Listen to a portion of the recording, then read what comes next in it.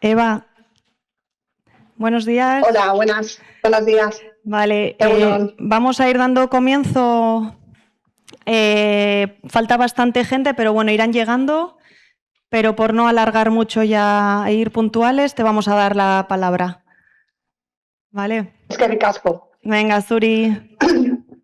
Bueno, buenos días a todos.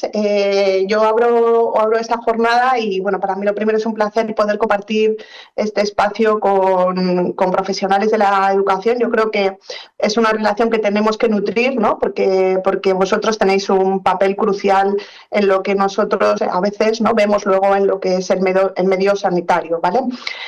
Un poco cuando me plantearon la charla, ¿no? A mí me parecía importante incidir sobre las peculiaridades que tenéis de cara al día a día vosotros, ¿no? En lo que es el ámbito educativo, porque en muchas ocasiones vuestra función o vuestro papel tiene que ver con la detección, ¿no? De que algo no va de forma correcta, ¿no? Entonces esa primera alerta, ¿no? Esa primera alarma me parece que en el centro educativo donde van muchos de los adolescentes es fundamental, ¿no? Para eso he preparado una pequeña charla, ¿no? Con unos puntos que, bueno, fundamentalmente mi interés es llegar al anteúltimo punto, ¿vale? Es verdad que voy a intentar daros unas pequeñas pinceladas sobre cómo estamos a nivel de salud mental, ¿no? Y a qué nos referimos cuando nombramos la salud mental o cuando hablamos de tener salud mental o no tenerla.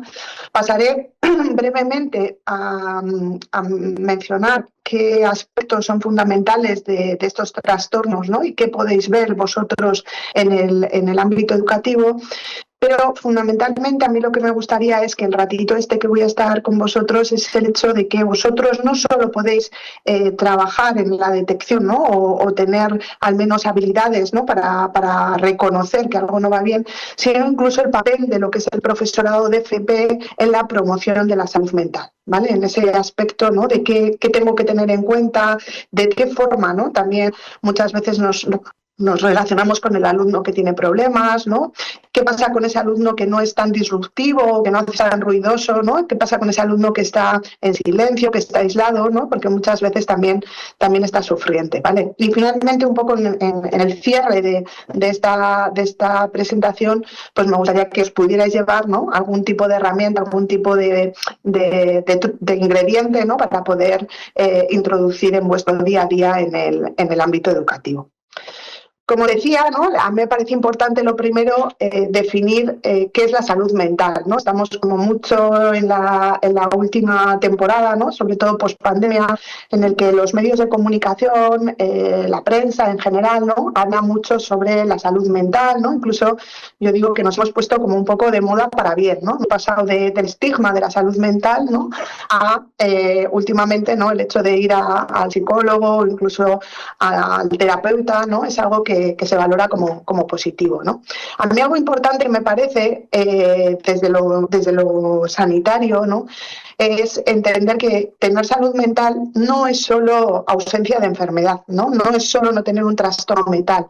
Tener salud mental implica mucho más, ¿vale? Y esto es un poco también haciéndome uso de lo que la OMS y UNICEF, ¿no? Insisten, ¿no? De cara a que tener salud mental significa tener un estado de bienestar, pero para diferentes cuestiones, ¿no? Una es tener un grado de bienestar para poder afrontar las dificultades normales de la vida, el día a día. A la vez implica, ¿no? Un autoconocimiento, es ser consciente de las propias capacidades y también de las propias limitaciones. En definitiva, es también conocerse, ¿no? El ser capaz de estar en un nivel de bienestar que nos permita trabajar de forma productiva, ¿no? Es bastante difícil, por no decir imposible, poder rendir a nivel académico o poder rendir a nivel laboral si no hay salud mental, si no tenemos ese suficiente nivel, ¿no? de bienestar, que bienestar no es sinónimo de felicidad, ¿no? Pero sí de bienestar es sinónimo de competencia, ¿no? Y a la vez que esa productividad, bien mi desempeño laboral como mi desempeño académico, me permita contribuir para mi vida en sociedad, ¿no? Para mi vida en relación. Por lo tanto, un poco el primer ingrediente es que no vamos a hablar de tener salud mental solo en aquellos casos en los que no tenemos enfermedad, sino que implica mucho más, implica un nivel de bienestar escolar que nos permita o que permita funcionar al individuo en el ámbito en el que esté, y a la vez, ¿no?, que el propio individuo conozca cuáles son esas capacidades, esas fortalezas y cuáles son esas debilidades. ¿En qué escenario estamos? ¿En qué escenario ahora mismo nos encontramos? La realidad de nuestra situación es que 1 de cada 4 jóvenes experimenta dificultades de salud mental en algún momento de su vida. Este incremento se ha duplicado, incluso en determinados trastornos triplicado tras la pandemia, ¿no? Y que el contexto de formación profesional, desde mi punto de vista, es un contexto clave en relación a la diversidad, ¿no?, a la que muchas veces vosotros como docentes os enfrentáis, al índice de vulnerabilidad, ¿no?, y al factor clave que no solo es en la presión académica, no solo es en el hecho de rendir académicamente, sino también en una inserción laboral y asumir una funcionalidad que pasa a ser de la funcionalidad académica a la funcionalidad laboral, donde la relación con los demás también está en juego. Por lo tanto, yo os planteo, os animo a ver vuestro día a día en el aula como un espacio de detección precoz de dificultades, de detección precoz de potenciales, y me planteo la figura del orientador como una figura clave de apoyo y también importantísima en la coordinación con los dispositivos de salud mental.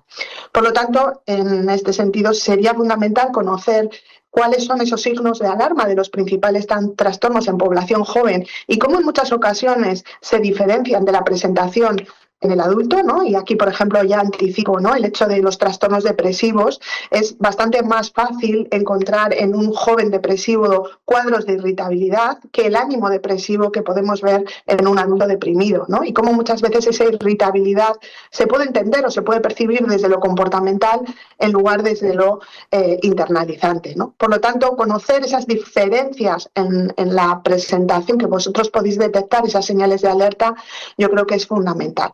Y de esa forma, no solo el aula como escenario de detección, sino también intentar dar un pasito más y plantearnos el aula también como un escenario de intervención por parte de vosotros, por parte de los docentes, desde la no solo ayuda al alumno que tiene dificultades de salud mental, sino también como una figura de ayuda en fomentar lo que vamos a ver posteriormente como la resiliencia, ¿no?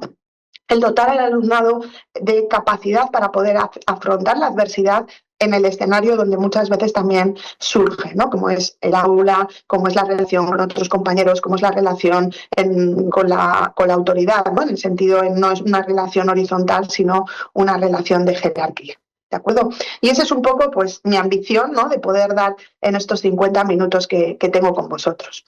Lo primero, bueno, pues vamos a ir nombrando ciertos aspectos, ¿no?, de los trastornos. En cuanto a los trastornos de ansiedad, sabemos, ¿no?, y sabéis, pues, incluso a nivel popular, que es una respuesta normal que se puede volver exaltativa. Es decir, que yo ante una situación difícil, sin ansiedad, es algo que cualquier ser humano puede tener. ¿Qué sucede? Que cuando estamos ante los trastornos de ansiedad, esa respuesta emocional interfiere o afecta a la funcionalidad del individuo. Si estamos en el individuo joven, en el alumno de FP, nos puede llevar a trastornos como la ansiedad generalizada, las fobias específicas, los trastornos de pánico, pues a la evitación del centro escolar, al absentismo escolar, a un bloqueo de los exámenes, a un nerviosismo intenso e incluso a somatizaciones, ¿no?, a quejas en el cuerpo, ¿no?, como manifestación de ese estado de ansiedad que hace que muchas veces pues comience un peregrinaje, ¿no?, de consultas médicas con el fin de encontrar una causa orgánica que justifique esos malestares físicos. Además, a esos trastornos de ansiedad le tenemos que añadir un problema que también vemos en el día a día, ¿no?, que es el abuso de los psicofármacos, ¿no? Yo siempre insisto cuando tengo la oportunidad en que cada vez toleramos menos el dolor, ¿no? Y entonces muchas veces en el dolor físico pues recurrimos, ¿no?, a una analgesia, a un antiinflamatorio, y en el dolor emocional vamos un poco a lo mismo, ¿no? Enseguida que sucede una emoción que no es que sea buena o mala, pero que quizás sí que es displacentera a la hora de experimentar, buscamos una ayuda exógena, que a veces son los fármacos, ¿no? Y ahí tenemos pues todo el papel de las benzodiazepinas, con su papel de tolerancia y abuso, ¿no?, que a veces lo que me hacen es pues dar otro problema, ¿no?, porque muchas veces por un estado de ansiedad y empiezo a automedicarme, genero una dependencia y tolerancia a un fármaco que hace que me enganche, ¿no? Más allá de eso, además, las benzodiazepinas tienen una clara afectación en el rendimiento académico, ¿no? Entonces, si yo voy a clase bajo los efectos de este tratamiento, probablemente yo rendiré de forma más mermada que si voy sin el efecto de las benzos, ¿no? Y esto es especialmente importante, por ejemplo, en determinadas formaciones de FP, ¿no? Si yo tengo que ir a un taller, si tengo que manejar una herramienta, si tengo que utilizar, ¿no?, mis manos para construir algo, si estoy bajo los efectos de un ansiolítico, mi torpeza motora también será en relación a esa medicación. Y cada vez es más fácil, ¿no?, el acceso a este tipo de medicaciones. Muchas veces son los fármacos, pero también vamos a ver que hay veces que los propios jóvenes se autorregulan esa ansiedad con otros agentes exógenos como pueden ser los tóxicos, ¿no? Y aquí hablo del papel tan fundamental que tienen ahora mismo, por ejemplo, el cannabis, ¿no? Es muchas veces la forma en la que el comienzo del consumo tiene que ver con una búsqueda de una autorregulación, de un efecto ansiolítico, ¿no? Sin olvidarnos que el cannabis es la droga puerta de entrada de otras drogas más duras, ¿no? En el sentido que es puerta de entrada de cocaína, heroína, anfetaminas, ¿no? Con lo cual, a veces el trastorno de ansiedad en sí, si lo detectamos de forma temprana, puede ser un gran beneficio, ¿no?, de cara a que no sea el adolescente el que busque su autotratamiento en los fármacos, en la calle o a través del consumo de tóxicos, ¿no? Por lo tanto, la intervención desde el centro escolar tenemos que, yo creo que validar la emoción, ¿no? El hecho de reconocer, acompañar en que sentir ansiedad, sentir nerviosismo ante un estresor vital no es nada negativo ni es nada patológico, sino que hay que tolerarlo y eso es cada vez lo que nos cuesta más. ¿Qué sucede? Que muchas veces el malestar nos cuesta también a los adultos acompañar, ¿no? Y muchas veces intentamos evitar el sufrimiento retirando el obstáculo o minimizando lo estresor que puede ser para esa persona ese obstáculo. Me refiero, por ejemplo, pues al tema de exámenes, ¿no? El hecho de que posponer para otro día o ir a lo elemental, ¿no? Con lo cual, yo creo que es importante, ¿no?, que también tengamos en cuenta que las emociones no son emociones buenas o malas, como vamos a ver posteriormente, sino que tienen que tener también una función, ¿no? Sentir una emoción nos da información sobre nosotros mismos y sobre los demás, sobre la situación que estamos viviendo en ese momento, ¿no? Entonces, también en el adulto y en el personal docente, tener esa capacidad de poder acompañar en lo emocional es algo que muchas veces ya tiene un efecto ansiolítico para el propio joven, ¿de acuerdo? Otro de los trastornos que podemos ver es el que os comentaba anteriormente, ¿no? Los trastornos de ánimo, podemos ir desde los trastornos depresivos a trastornos bipolares, ¿no? Trastorno de ánimo no es estar triste, ¿no? Volvemos a lo mismo, ¿no? La ansiedad se convierte en trastornos cuando hay una afectación de la funcionalidad. En esto es un poco parecido, ¿no? La tristeza no es una patología, la tristeza es una emoción. ¿Qué sucede? Que el estar triste mantenidamente, de forma prolongada, con una afectación del cuidado personal, de mi desempeño laboral, de mi desempeño académico, es cuando ya pasamos de una emoción a un trastorno. Lo que os señalaba un poquito es el hecho de que los signos de alarma son muy evidentes a veces, ¿no? En el sentido en el que vemos un adolescente que empieza a aislarse en su domicilio. No es que no va a clase, sino que tampoco tiene actividad de ocio con iguales. Le oímos quizás comentarios de desesperanza, ¿no?, o ideas de muerte puntuales, ¿no? Y sobre todo hay un signo, ¿no?, que es muy propio de los cuadros depresivos en adolescentes y jóvenes, ¿no?, que es la irritabilidad, ¿no? Es el equivalente depresivo en esta población, ¿no? Esa irritabilidad que no tiene sentido, que se desajusta, no es el adolescente o el joven que se enfada por un motivo, sino que está irritable por todo, nada le vale, ¿no? Esa irritabilidad es el síntoma nuclear de cuadros depresivos endógenos, ¿no?, en población adolescente y jóvenes adultos, ¿no? Otro de los efectos que podemos tener aquí, tanto en los trastornos afectivos como en los trastornos de ansiedad, son las autolesiones, bien sean suicidas como no suicidas, ¿no? Eso tendremos también un ratito al final, ¿no?, para comentar. Cada vez más hay presencia de jóvenes, de adolescentes y de jóvenes adultos que se autolesionan. Muchas veces son autolesiones no suicidas, autolesiones con una finalidad ansiolítica, ¿no? Pero no debemos minimizar su efecto, porque las autolesiones son predictor de tentativas suicidas en el periodo de tiempo posterior. Por lo tanto, yo creo que es importante esa observación en el aula, también esa escucha activa y, sin ninguna duda, ante clínica depresiva es importante importante la coordinación con los dispositivos de salud mental. Incluso en una situación de emergencia, la derivación a un hospital donde pueda ser valorado por un psiquiatra que pueda atender la patología o la psicopatología que presenta ese adolescente ese día, ¿no? Yo creo que muchas veces tendemos a juzgar, ¿no?, los síntomas o tendemos a minimizar, no nosotros solos, también las propias familias, ¿no? Yo el otro día dando una formación en un cole aquí en Bilbao, ¿no?, me decían que las propias familias, cuando llamaban los docentes para decir, oye, mira, se ha autolesionado en el baño, ven a buscarle, yo creo que le tienen que ver, ¿no? Muchas familias, ¿no?, es la etiqueta de, no, lo hace para llamar la atención, lo hace para que le vaya a buscar, ¿no? Bueno, pues si un adolescente, si un joven adulto tiene que recurrir a una autolesión para todo eso, comunicarlo a través del daño físico, algo nos está diciendo, ¿no? En cuanto a los trastornos de personalidad, ¿no?, que esto es también algo que tenemos como muy presente también en los medios de comunicación, ¿no? Yo creo que cada vez hay más autobiografías, ¿no?, también en la literatura, donde cada persona habla un poco de las dificultades que ha podido tener, ¿no? Tenemos 3 grandes grupos y nos referimos a trastornos de personalidad como a esos patrones rígidos de pensamiento y de conducta y de emoción, ¿no? Es decir, son personas que piensan de una forma muy rígida, que tienen un manejo muy disfuncional de la emoción y que muchas veces no es que la emoción sea buena o mala, sino que la gestión de esa emoción nos dan alteraciones de conducta tremendamente severas, ¿no? Os he puesto este esquema como 3 grupos, ¿no?, porque es verdad que el grupo A, pues es el grupo que podemos un poco etiquetar como las personas raras, ¿no?, las personas solitarias, las personas que van a su baile, las que no necesitan las relaciones, ¿no? Son los trastornos de personalidad esquizoide, esquizotípico, ¿vale? Pero luego tenemos como 2 grandes grupos que a mí sí que me gustaría dar como unas pinceladas, ¿no? Tenemos el grupo tan conocido, ¿no?, el trastorno límite de personalidad, donde hay una disregulación emocional, son esas personas que se expresan emocionalmente, que son como personas muy calientes, ¿no?, que cualquier disparador, que cualquier estresor puede generar una explosión emocional, personas que luego les cuesta mucho retornar a la calma, ¿no? Y ahí tenemos, pues, evidentemente, la posibilidad de muchas más conductas disruptivas también en el centro académico, ¿no? Pero luego hay otro perfil que es mucho más silencioso, que pasa más desapercibido, pero que sí es sufriente, ¿no? Y ahí tendremos el grupo C, donde están los trastornos de personalidad evitativo, dependiente, obsesivo, compulsivo, ¿no? Entonces, a veces no es que el ruido es proporcional al nivel de gravedad, ¿no?, sino que también ese alumno que quizás está en el aula más aislado, ¿no?, más callado, con un peor desempeño a nivel académico, quizás también tiene ciertas dificultades a nivel de la gestión emocional. Lo único que tiene como el polo opuesto, ¿no?, de cara a compararse con un trastorno de personalidad del grupo B, ¿no?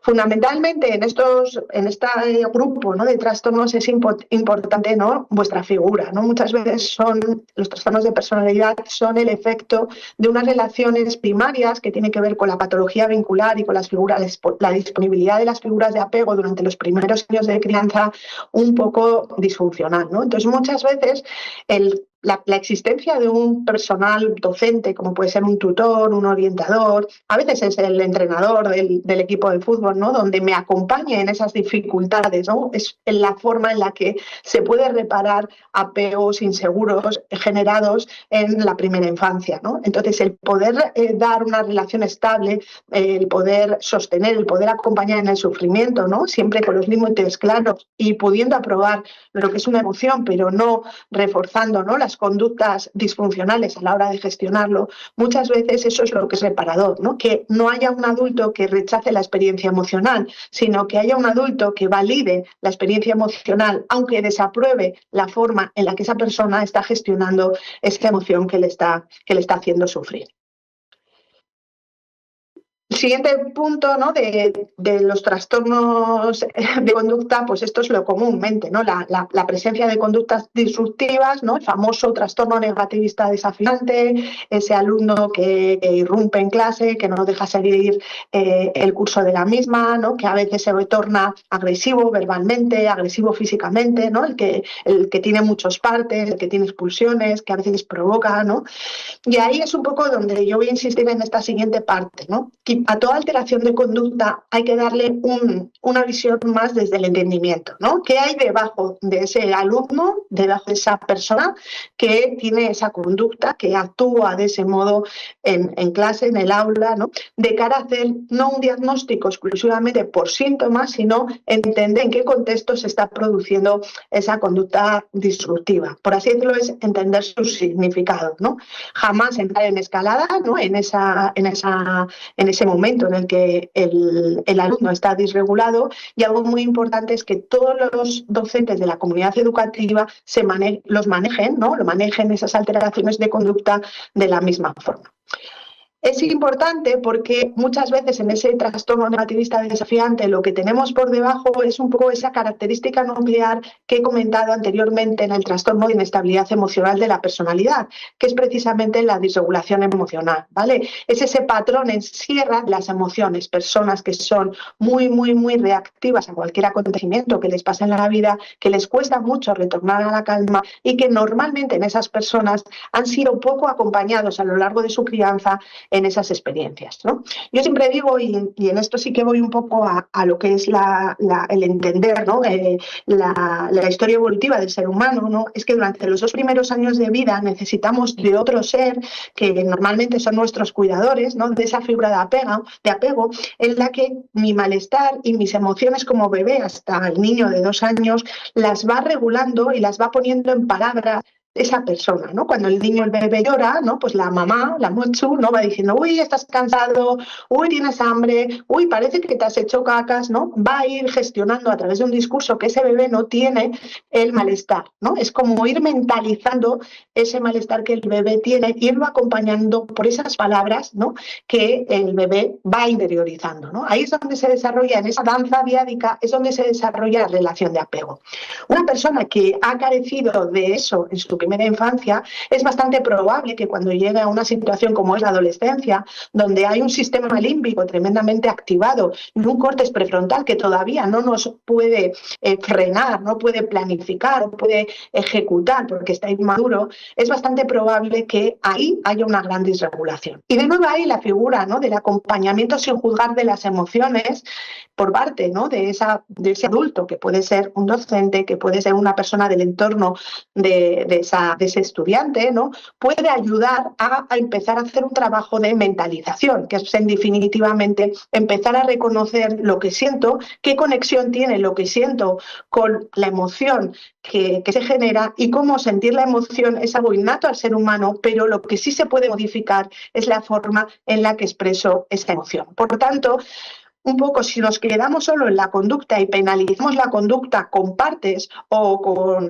castigos, realmente lo que estamos es invalidando lo que hay debajo. ¿De acuerdo? Por tanto, en ese acompañamiento de ir sosteniendo en esa relación lo emocional sin juzgarlo, aunque desaprobemos esa forma de regularla, es lo que va a permitir reparar a veces daños que se han acontecido en etapas de crianza más precarias. Y eso es un poco lo que hablamos con este último punto, ¿no? Que tiene que ver con el iceberg, el famoso iceberg, ¿no? Yo siempre digo que lo que vemos es todo esto, lo que vemos es la punta del iceberg, y que muchas veces esa punta del iceberg puede ser la alteración de conducta en el centro escolar, pero tenemos que entender, dar un sentido a de dónde viene esa alteración de conducta, que es todo esto que no vemos de ese iceberg. Si nosotros lo único que hacemos es, a través de intervención conductual, ir a esa punta del iceberg, realmente lo emocional que está debajo o el sufrimiento que puede haber en ese menor, en ese alumno, realmente lo estamos invalidando. Con lo cual, no digo que tenemos que hacer un psicoanálisis, ¿no? En cada alteración de conducta del aula, ¿no?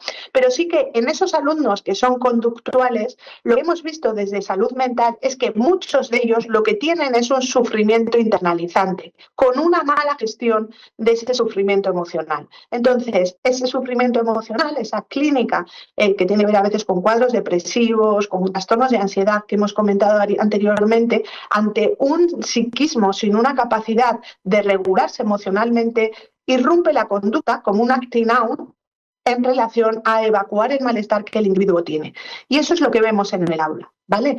Entonces, es verdad que muchas veces hay alumnos, y en mi caso, ¿no?, pacientes que son trastornos de conducta con rasgos de insensibilidad emocional, que estamos al nivel de la psicopatía, ¿no?, y que son conductas pensadas, instrumentalizadas, dirigidas a conseguir algo, muy medidas, pero eso no es a lo que me estoy refiriendo, que también podemos tener, sino aquellos alumnos, aquellos adolescentes en el que muchas veces la conducta es el modo de expresión de un sufrimiento porque no hay un psiquismo que permita regularse.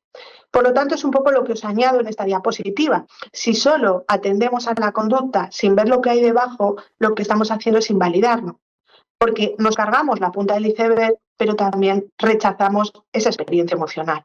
¿Qué sucede? Que con este manejo solo desde lo conductual, solo desde los partes, realmente lo que hacemos es seguir agravando lo emocional en esa invalidación mantenida y, por tanto, seguir en ese crecimiento de alteraciones de conducta.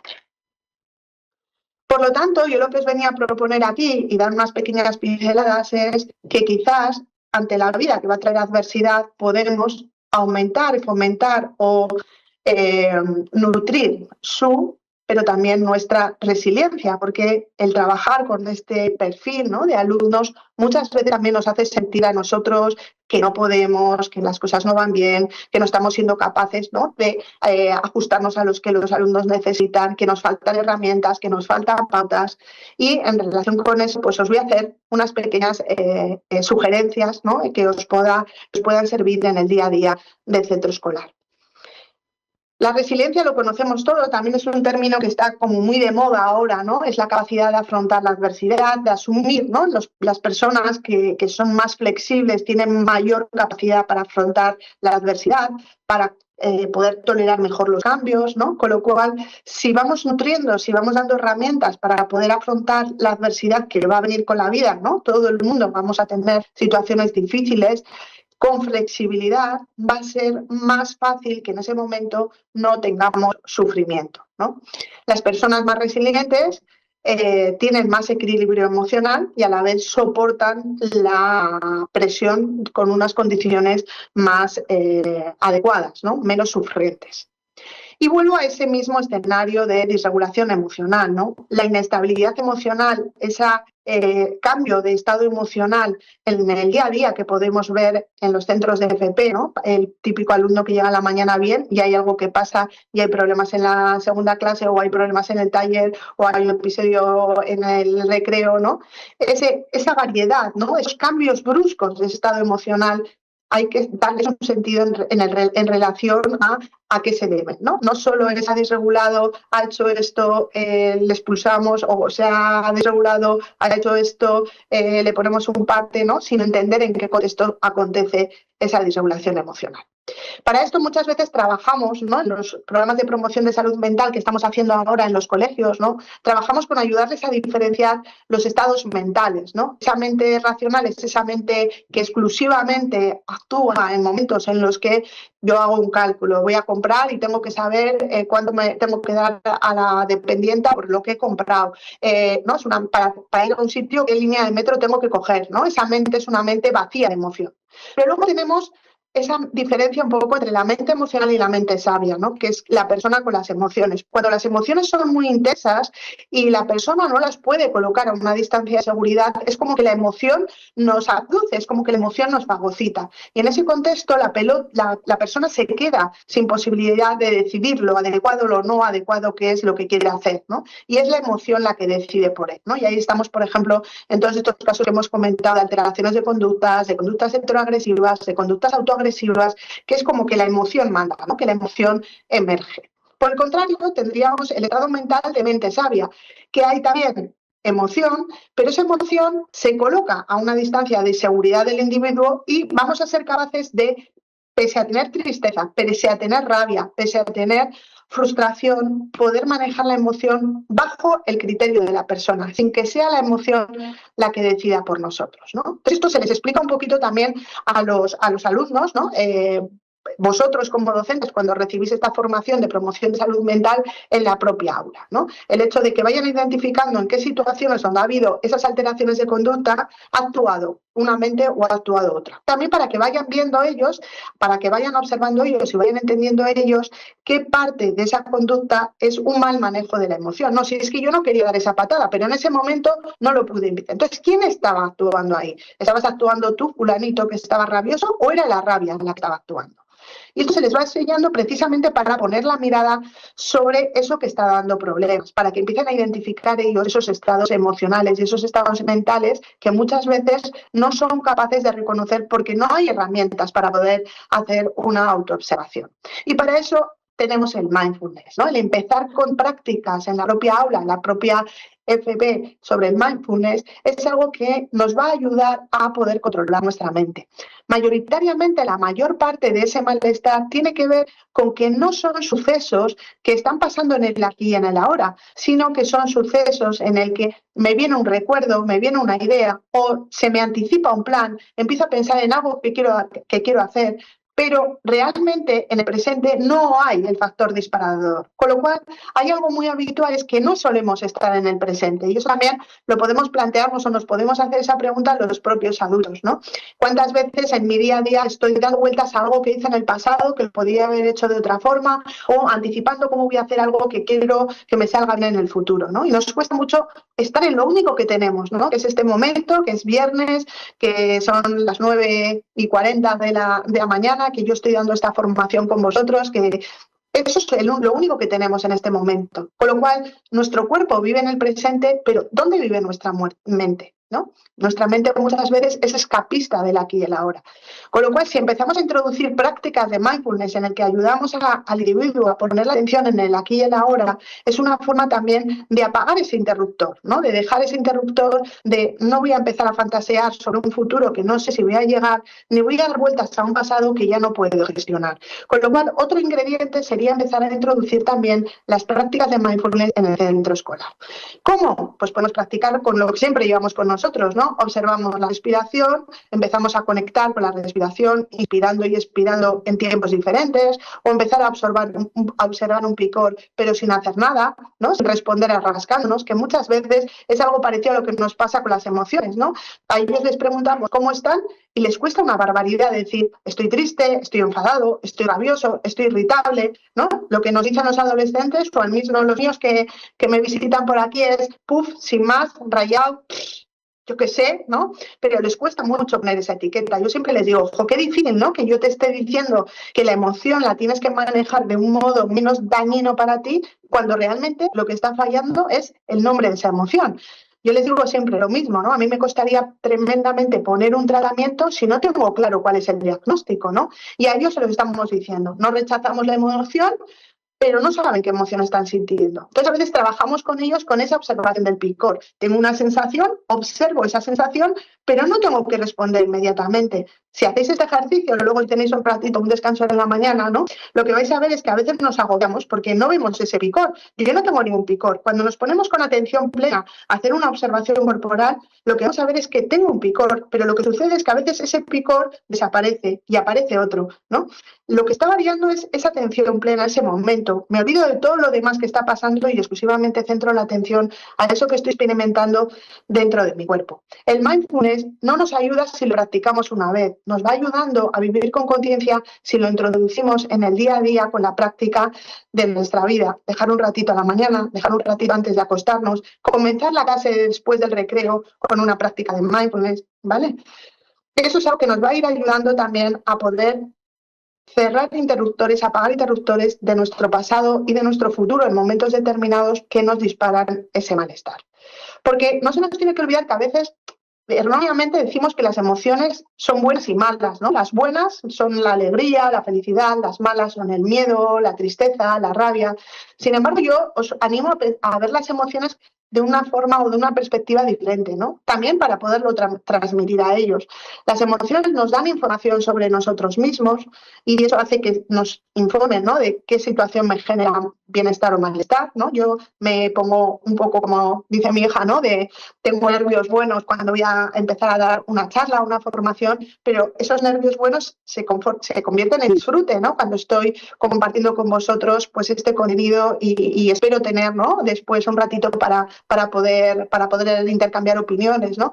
Pero es verdad que hay veces que las emociones son desagradables a la hora de sentir. Si yo estoy en mi despacho y de repente por el flexo empieza a salir fuego, experimentalmente la emoción, probablemente mi corazón va más deprisa, me sudan las manos, me cuesta tragar saliva. Es una emoción displacentera, desagradable a la hora de sentir. Pero ¿qué hará esa emoción?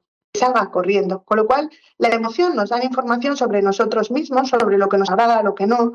Nos prepara para la acción, porque muchas veces al sentir una emoción actuamos sin pensar, actuamos directamente, pero nos dan algo muy importante, ¿no? El que nosotros podamos también etiquetar las emociones de los demás nos permiten ajustarnos de una forma más coherente a las necesidades de la relación. Si yo entro en una sala y veo a una persona llorando o veo a una persona riéndose, mi respuesta va a ser diferente. Si veo a una persona llorando, le diré si necesita salir, si quiere un vaso de agua, si quiere ir al baño a lavarse la cara, pero no se me ocurriría hacerle una broma, hacerle una ironía, ¿no? Con lo cual, las emociones, pese a la hora de experimentar ser agradables o desagradables, tienen funciones que nos ayudan y que nos facilitan en la vida, como dar información y ayudarnos y prepararnos para la acción.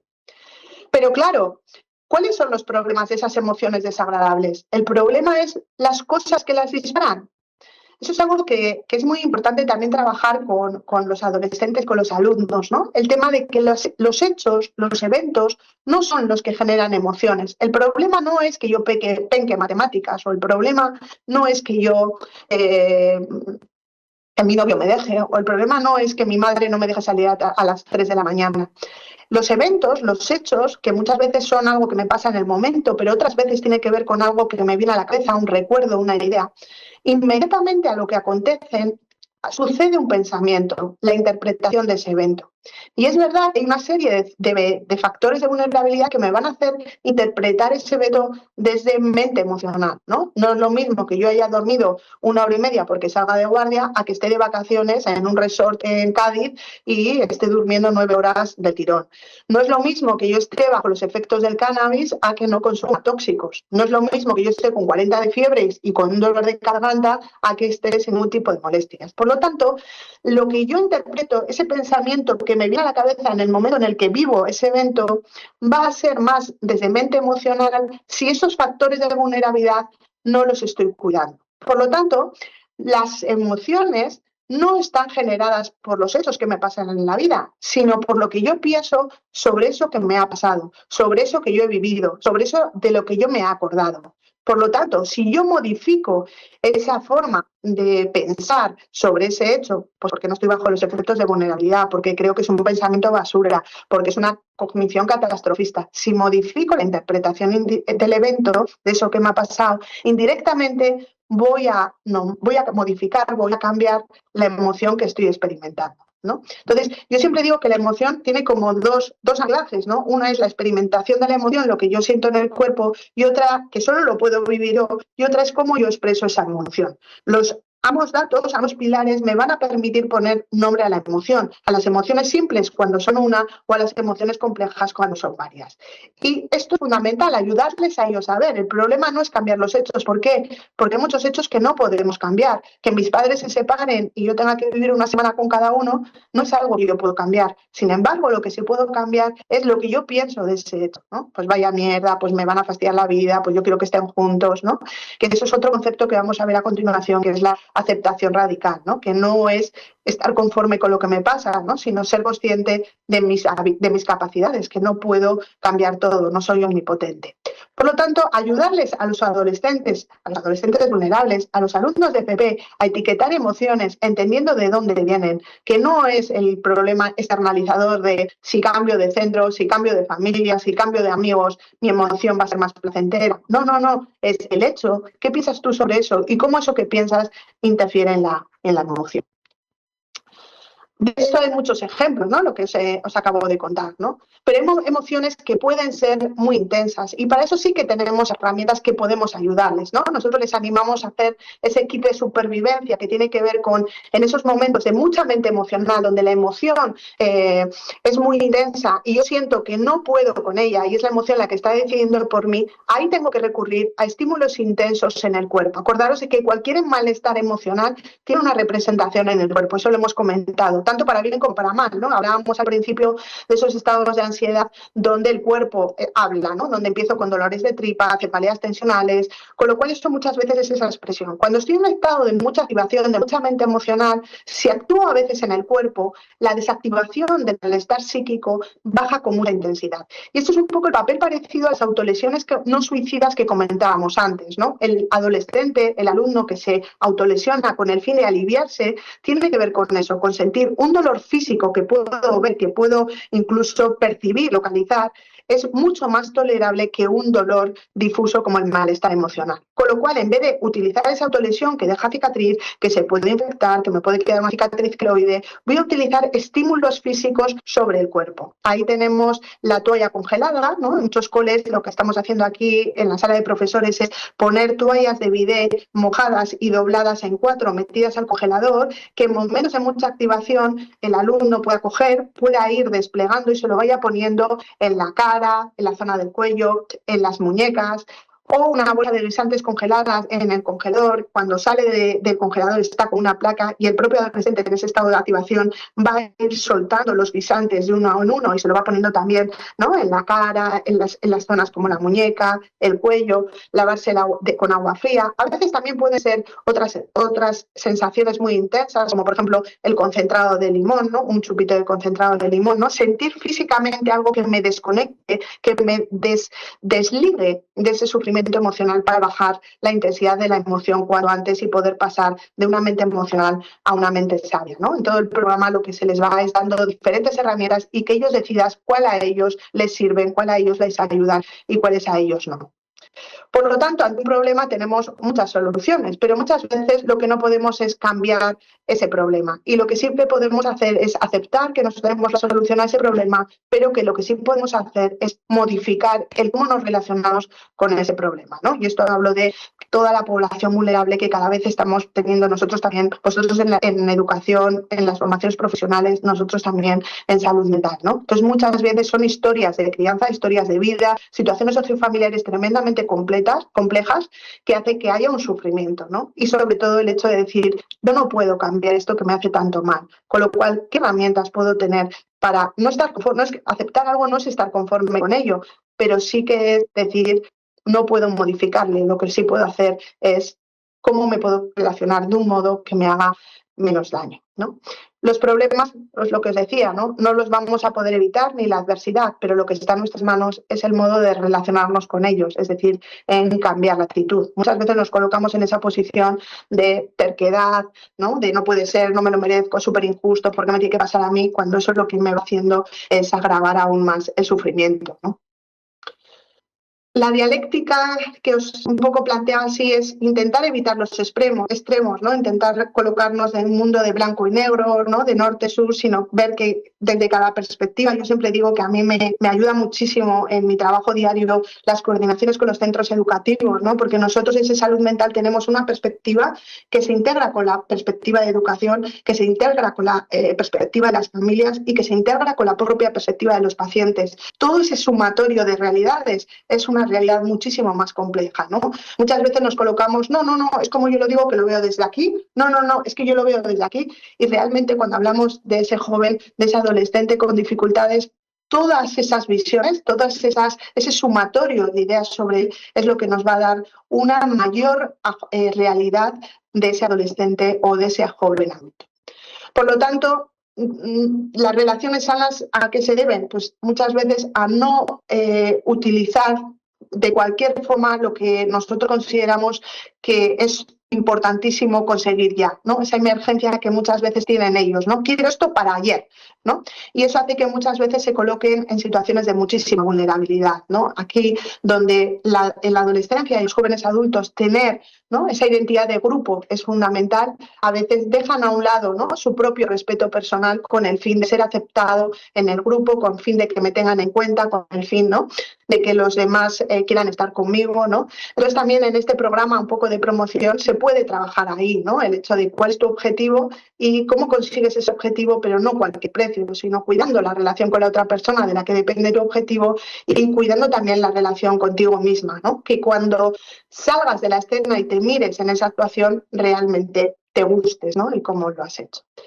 Y ajustándome a lo que me han mandado un poco en el tiempo, ¿no?, yo creo que es importante entender lo disfuncional, ¿no? No solo etiquetarlo, evitar etiquetas, porque el estigma en un momento donde el individuo está conformando identidad puede hacer muchísimo daño a lo que es autoconcepto y autoestima. Daos cuenta que la etiqueta es un conductual, es un enfermo mental, ¿no? Lo que damos etiquetas de identidad en un momento en el que el adolescente necesita contestar a muchas preguntas sobre cómo le ven los demás para ir incorporándolas a cómo se ve él, es fundamental, ¿no?, la postura o la visión más desde el entender que desde el juzgar, ¿no?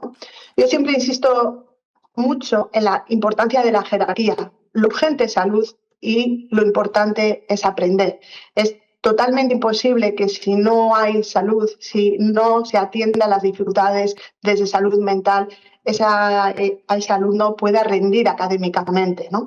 Sin embargo, si atendemos en esa jerarquía lo primero a la salud, el aprendizaje va a ser mucho más fácil, ¿vale? Si cambiamos el orden, vamos a entorpecer ambos ámbitos, tanto la salud como el aprendizaje, ¿no?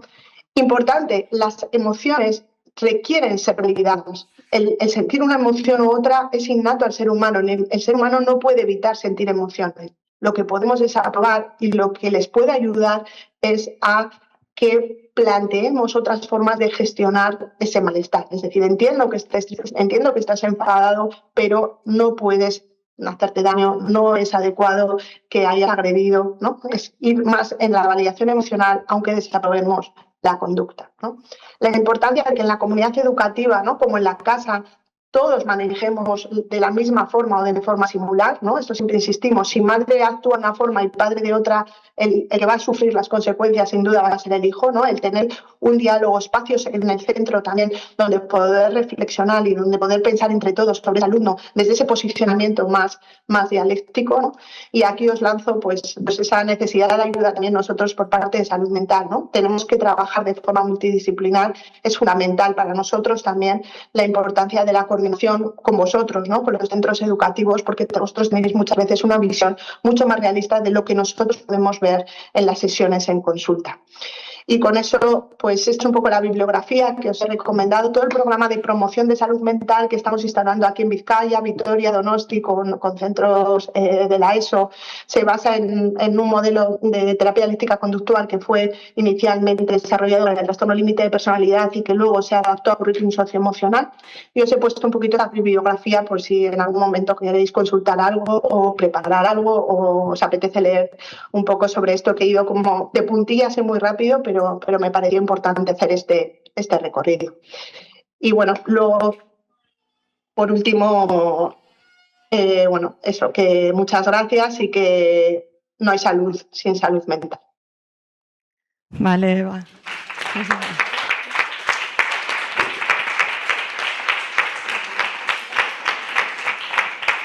Vale, Eva, muchísimas gracias, eskerrik asko, por toda esta información que nos has dado así en tiempo récord. No sé si podemos aprovechar estos 5 minutos por si alguien se anima a hacer alguna pregunta. Norbait animatzen da galderatxoren bat egitera? Bai? Paso la palabra, ¿vale? Vale. Buenos días y muchas gracias por la exposición que has hecho sobre el problema de salud mental. Yo, mi preocupación va un poquito más allá. Nosotros somos de formación profesional. Claro, aquí se multiplica un poco el tema con el tema de la dual, o sea, las prácticas. Este alumnado tiene que realizar las prácticas en primero y en segundo. Y ahí empieza, claro, porque nosotros sí que vemos que hay dificultades, que hay problemas, que la adaptación no es la que debería de ser. Entonces, en primer curso nos encontramos con que ese alumno tiene que ir 3 semanas a un centro, o sea, a una empresa, y ahí está el problema.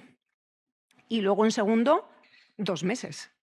Mínimo 3, mínimo 3. O sea que ahí sí que vemos muchas veces que la realidad de ellos, que no son capaces de ver, y muchas veces los padres tampoco, a la hora de enfrentarse a lo que ya va a ser, lo que es un poco a incorporarse a la vida adulta, que va a ser el empleo, las dificultades que van a tener ya las vamos preveyendo, pero muchas veces no podemos... Primero, no podemos llegar a ellos para ver la dificultad que tiene, y 2, las empresas muchas veces pues tampoco puedes decir nada, y muchas veces lo que ocurre es que te llaman de la empresa y dicen, mira, esta persona que me habéis mandado, esto y esto. ¿Cómo podríamos nosotros prever esto con ellos, irlo antes de llegar a la empresa, y que esto, pues claro, en un no apto no es nada agradable para nadie? Entonces, ¿cómo podríamos abordar esto con las familias y con los alumnos? Porque algunos son mayores de edad. A ver, eso también, aquí en la FP que hicimos la formación en San Ignacio se planteaba, ¿no?, que una cosa es si a la empresa va el alumno con trastorno mental, o si hablamos de dificultades propias de ese alumno sin un diagnóstico de trastorno mental, ¿no? Yo creo que son como diferentes cosas. Entonces, el tema de la enfermedad mental o un diagnóstico de enfermedad mental a la empresa, hombre, yo creo que eso se podría decir, si el alumno quiere, de cara también a ajustar la funcionalidad de ese individuo de la empresa. Eso es una cosa, ¿no? Y luego, si hablamos de todas estas dificultades que tienen que ver más con aceptar la autoridad, con aceptar... Yo creo que todo esto sí que es lo que se podría trabajar previamente en ese programa de resiliencia que yo os estoy diciendo.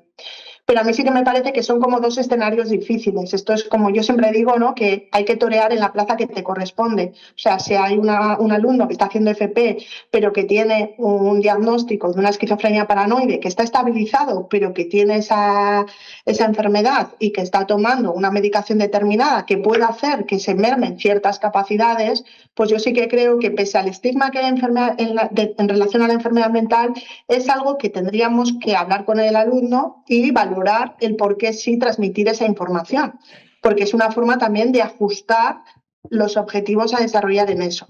Otra cosa es las dificultades estas de disregulación, ¿no?, que tiene que ver más, pues lo que hablábamos, ¿no?, pues de un peregrinaje diferente, de un punto de partida inicial diferente, de una crianza diferente, ¿no?, y donde yo creo que ahí sí que los programas de promoción, que os estaba un poco, que os he hecho como una pequeña pincelada, ahí sí que puede ayudar, ¿no?, a que el propio adolescente, el adolescente, joven adulto, o sea, he estado diciendo adolescentes, pero que esto tiene que ver con adultos jóvenes, ¿no? Ahí sí que puede ayudarle a tener herramientas para eso, pues lo que hablábamos, ¿no?, de las relaciones interpersonales sanas, cómo me coloco yo para pedirme una cosa, cómo me regulo yo, pues por ejemplo, el otro día con el centro de San Ignacio que os decía, pues como decía, ¿no?, una chica que estaba haciendo peluquería, ¿no?, y una señora que le había quedado mal el tinte. Pues la señora se pone disreguladísima, la chavala en ese primer momento también se disregula, pero ella, la docente contaba, ¿no?, que la propia alumna dice, menos mal que utilicé mente sabia, salive, mojé la cara, ¿no? O sea, todas estas herramientas para personas que tienen esa merma en lo que es la disregulación emocional, pues yo sí que creo que ahí es un ámbito que deberíamos intentar incluir. No sé si te he contestado. Eskerrik asko, Eva. Beste norbait animatzen da? Hola, 2 minututan galderatxo bat, bai? Has mencionado insistentemente el tema de la coordinación con salud mental por parte de los centros. La experiencia que tengo yo es prácticamente imposible. Es decir, nosotros llamamos, se ha dado el caso en un caso gravísimo, que ha habido este curso concretamente, ni siquiera con la psiquiatra que tenía referencia del nombre, sino la persona que previamente hace la criba, que ni hablar, que no me podía pasar, que hablase con la familia, que la familia informase. Bueno, a ver, que la familia sabemos a ciencia cierta que no está informando y necesitamos saber cómo funcionar. Entonces, ya la cosa se puso tan mal que dije, bueno, Llamé de nuevo y dije, oye, tenemos una alumna que le hemos abierto el protocolo de suicidio, por favor, que me llame la psiquiatra. Y termino llamando. Pero el tema este que insistes continuamente en la coordinación es prácticamente imposible. Entonces, funcionamos nosotros, claro, tenemos casos gravísimos que desde luego, muchos casos, nos preguntamos si efectivamente están en condiciones de estar en el sistema educativo en muchos momentos. Entonces, yo creo que funciona. Mientras están en el sistema educativo no estarán tan mal porque allí ya están, pero en algunos casos estamos en situaciones límite. Entonces, claro, ahí sí que lo he visto en el documento este que se ha publicado de salud mental de 2023-28, en el que también insisten en que el tema es importante la coordinación, pero que no se puede llevar a cabo. Y yo creo que no es, y desde luego, no por parte del sistema educativo, de los orientadores y orientadoras, sino por parte de Osakidetza. Bueno, yo creo que en eso hay como en todo, ¿no? Hay gente que se coordina y gente que no se coordina. O sea, nosotros, yo hablo desde donde mi experiencia y desde nosotros, ¿no? Yo no soy Osakidetza, yo soy Basurto y cómo trabajamos nosotros. Nosotros hacemos coordinaciones presenciales en los coles y coordinaciones telefónicas. Cuando un paciente está ingresado adolescente, hacemos coordinaciones muchas veces con los coles y tenemos igual una situación privilegiada porque tenemos muchos lazos cercanos con la parte de educación. Entonces, las buenas relaciones en lo personal, que te conozcas, pues hace que también la forma de funcionar es esa. O sea, yo creo que eso es un gran error y también siempre lo digo, ¿no? Si no vamos juntos en este camino, pues lo que os he comentado, el que paga el pato es el propio alumno. Entonces, bueno, que yo creo que eso pase no significa que todos aquí no hacemos así, ¿no? Que habrá personas que actúan de una manera y otras que actúan de otra. Pero insisto, o sea, te doy la razón en que es fundamental. Si no, evidentemente, el alumno o el joven adulto es donde más tiempo está, ¿no? Que es en el centro educativo. Y cuando hay dificultades, yo creo que vosotros tenéis una posición privilegiada porque sois los primeros que nos podéis alertar a salud mental. Por eso insisto tanto en el trabajo multidisciplinar, porque creo que es así la forma de poder cambiar. Que otra cosa es que tengamos agendas saturadas como tenemos, ¿no? Y que eso es fácil. Las agendas son modificables y flexibles. Yo puedo ver un paciente una vez a la semana o puedo ver un paciente una vez cada 6 meses. Y yo decido a qué paciente veo una vez cada 6 meses y al que decido que veo una vez a la semana, ¿no? O sea, quiero decir que Osakidetza es Osakidetza, pero que luego el profesional tiene cierta capacidad de modificar pues lo que considera urgente y prioritario, ¿no? Entonces, bueno, pues entiendo que hay malestar por eso, pero que no todo Osakidetza funciona de la misma forma, creo yo. Vale, eskerrik asko, Eva. Ja marrak pasiak dira, norbaitek azkeneko galdera edo? Vale, pues Eva, muchísimas gracias por tu aportación y por tu intervención, que yo creo que ha sido muy útil y nada, muchísimas gracias. Pues muchas gracias y buena mañana. Igualmente. Venga,